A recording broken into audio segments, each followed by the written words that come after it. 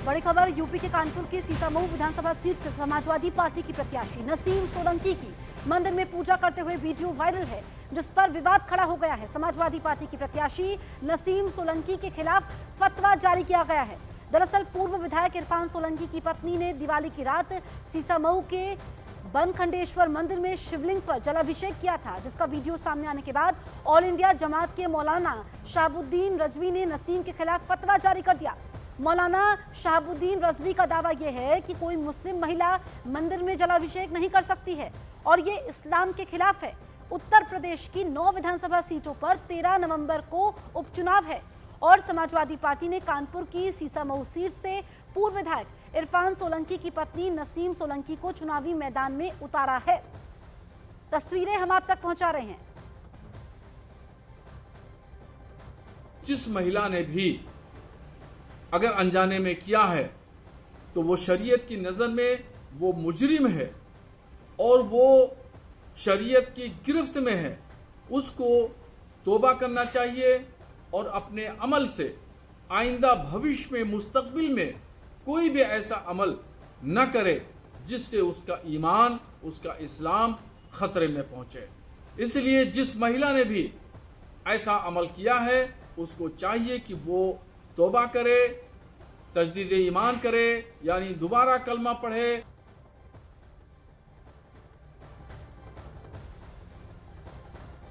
हमारे साथ इस वक्त बीजेपी से जुड़े हैं राकेश त्रिपाठी और समाजवादी पार्टी से मौजूद है अनुराग भदौरिया। सबसे पहले अनुराग, मैं आपके पास आती हूं, जो आप ही की पार्टी की प्रत्याशी हैं, सबसे पहले समाजवादी पार्टी की तरफ से आप क्या कहेंगे जो ये फतवा जारी हुआ है उन पर? देखिए, अब इसमें तो मैं यही कहूंगा कि जिन्होंने पूजा की है, हमारी जो प्रत्याशी हैं, उनको जिसमें आस्था है उन्होंने अपनी आस्था दिखाई। पूजा तो आस्था का विषय है, धर्म तो आस्था का विषय है। जहाँ जिनको आस्था लगता है वो अपनी आस्था के लिए जाते हैं। उनको लगा वहाँ में उनको आशीर्वाद मिल सकता है, उनको आस्था नजर आई तो वहाँ भी गए। तो हम लोग तो सभी धर्मों को मानने वाले लोग हैं, सभी जात सभी धर्मों का सम्मान करने वाली है। समाजवादी पार्टी तो हमेशा से यही मानती है, सभी धर्मों का सम्मान करती है, सभी जातियों की और सभी हर व्यक्ति का सम्मान करने वाली है। ये कह रही है कि चुनावी मौसम में ये होता है, जब चुनावी मौसम होता है तो ही ऐसी तस्वीरें सामने आती हैं। देखिए, बीजेपी का काम क्या है? बीजेपी विकास की राजनीति तो कर नहीं सकती, बेरोजगारी महंगाई पे तो बात कर नहीं सकती, बात नहीं कर सकती मोहित पांडे की कैसे लॉकअप में मौत हो गई, जिसको पानी तक नहीं दे पाई पुलिस, उसकी बात तो नहीं करेगी। अमन भी मौजूद है। राकेश जी, जवाब दीजिए। तो लीजिए, अब आप भाग्य राकेश त्रिपाठी की बात, जब मेरी पूरी बात नहीं सुन रही हैं। अरे आप बात पूरी कर लीजिए, वो भी मौजूद है, वो आपकी बातों का जवाब देंगे अनुराग भदौरिया।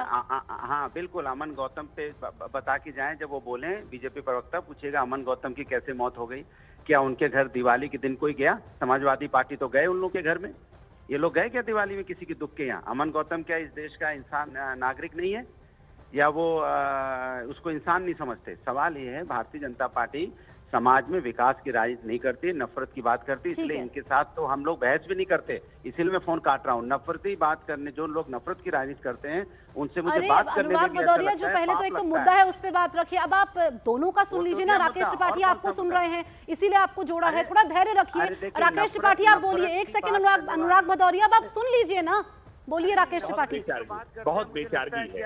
बहुत बेचारगी है अनुराग भदौरिया की, इसीलिए अनुराग भदौरिया फोन काट करके भाग जाएंगे, उनमें हिम्मत नहीं होगी कि वो सुन पाए। सच बात ये है कि बरेली ऑल इंडिया मुस्लिम जमात के जो राष्ट्रीय अध्यक्ष है मौलाना शहाबुद्दीन रजवी बरेलवी, अब नहीं मौलाना बरेलवी के बारे में एक शब्द बोल नहीं पाएंगे। अरे प्रत्याशी के खिलाफ फतवा दे दिया, इनके प्रत्याशी के खिलाफ फतवा दे दिया, लेकिन अपने प्रत्याशी के खिलाफ फतवे पर भी अनुराग भदौरिया बोल नहीं पा रहे हैं। ये अनुराग भदौरिया की बेचारगी है। सच ये है कि एक तरफ चुनावी राजनीति में लाभ चाहिए, जाकर के भगवान की अर्चना करने का काम करते हैं, पूजा करने का काम करते हैं, और दूसरी तरफ समाज डर है कि कहीं मौलाना के खिलाफ कुछ बोल दिया तो हमारे मुस्लिम वोट न चले जाएं।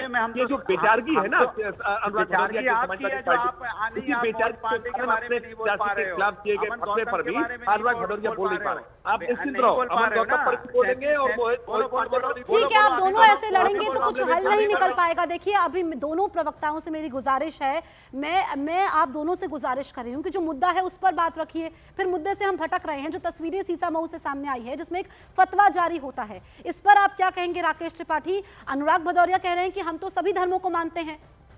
देखिए, फतवा जारी किया जाना बहुत दुर्भाग्यपूर्ण है, लेकिन ये फतवा क्यों जारी हो रहा है और इस फतवे पर समाजवादी पार्टी की प्रतिक्रिया क्या है, ये बहुत महत्वपूर्ण है। देखिए, जब दूसरों के घर में आग लगाते हैं ना, तो किसी न किसी दिन उस आग की जद में स्वयं आ जाते हैं। कट्टरपंथ और मजहबी तुष्टीकरण को समाजवादी पार्टी हमेशा बढ़ावा देती रही है, हमेशा इन फतवों पर खुश होती रही है, लेकिन आज ये फतवा इनके प्रत्याशी के विरुद्ध ही आ गया।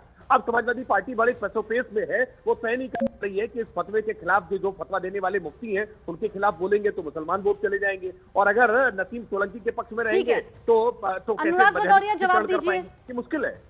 अनुराग भदौरिया, बीजेपी की परेशानी देखिए, हड़बड़ा गए हैं, परेशान हो गए। हमने कहा हम सभी धर्मों का, सभी जातियों का सम्मान करने वाले लोग हैं, पीडीए वाले लोग हैं।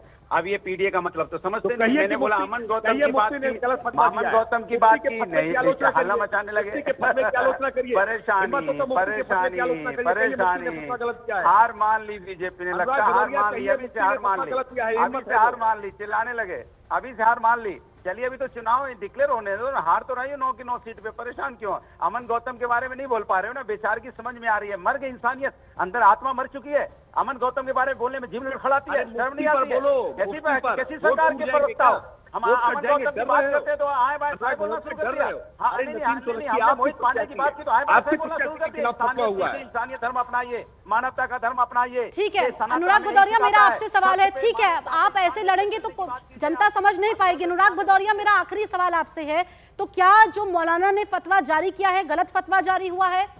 आपसे कह रहा हूं, हम सभी लोग, सभी धर्मों का, सभी जातियों का सम्मान करने वाले लोग हैं। भारतीय जनता पार्टी अमन गौतम पे और इसमें जो मैंने बोला आपसे कि बोलने को, पांडे पे बोलने को तैयार नहीं है, क्योंकि इनके अंदर में इंसानियत नहीं है, मानवता नहीं है, ये मुद्दों पे बात नहीं करना चाहते। ये चाहते धर्म के नाम पे राजनीति करें, राजनीति में धर्म लेके आइए, धर्म की राजनीति मत कीजिए। इसीलिए जनता ने आपको आशीर्वाद नहीं दिया। प्रभु राम ने आशीर्वाद किसको दिया?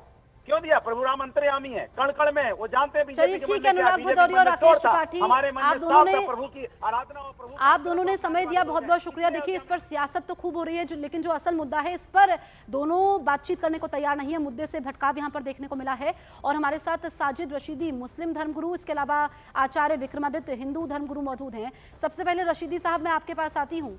ये जो फतवा जारी हुआ है जिसमें एक मुस्लिम महिला मंदिर गई, शिवलिंग में जल चढ़ाया, इस पर आपकी क्या प्रतिक्रिया है?